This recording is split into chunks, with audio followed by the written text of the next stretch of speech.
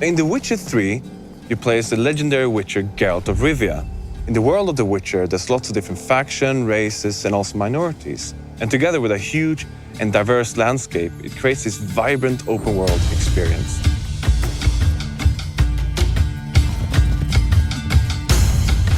Witchers are outcasts. They're mutants, itinerant monster hunters who roam the world, hunting down and killing monsters, often for meager pay. Children destined to be witchers are taken from their parents and enter witcher schools.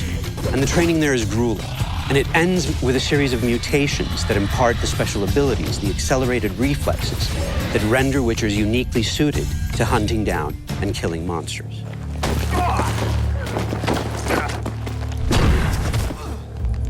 Geralt has never been just a monster slayer. Kings and sorceresses have noticed his talents and tried to use them to their own ends. But Geralt is now tired of politics, and he has his own goal, his own agenda, that takes him to travel to the furthest corners of this vast world. At the same time, Geralt works as a witcher. Tough hunt. Tougher than yours, that's certain.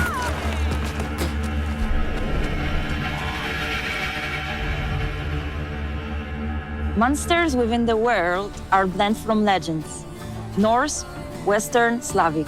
However, Slavic lore seems to be the most overriding. It's from Slavic lore that we drew the notion monsters are the equal participants of the ecosystem and not always pose a threat. Creatures are very much part of the landscape, just as humans and the other races, elves, dwarves, and whatnot are.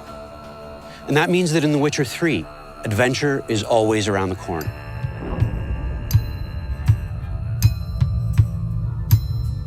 Well, the world of The Witcher 3 is actually 35 times bigger than the one presented in The Witcher 2. And has a huge diversity of different areas. You have the swampy, murky place of no man's land where there's a danger around every corner, to the harsh climate of the Skellige Islands, where there's strong and proud people living there. And also we have the metropolitan of the north, called Novigrad.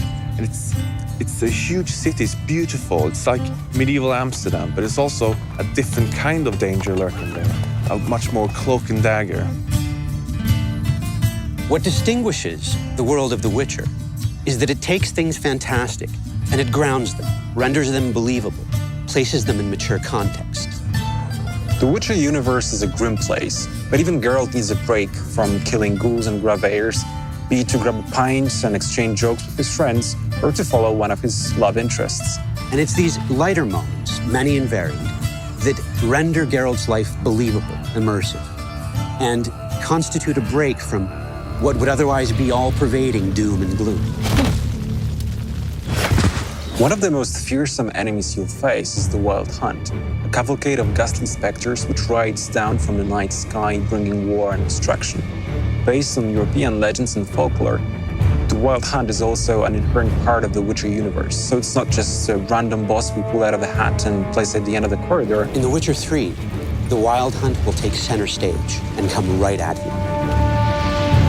It's as much the stuff of fairy tales that children tell each other as it is a force that comes in the night, in the deep of winter, to annihilate an entire village.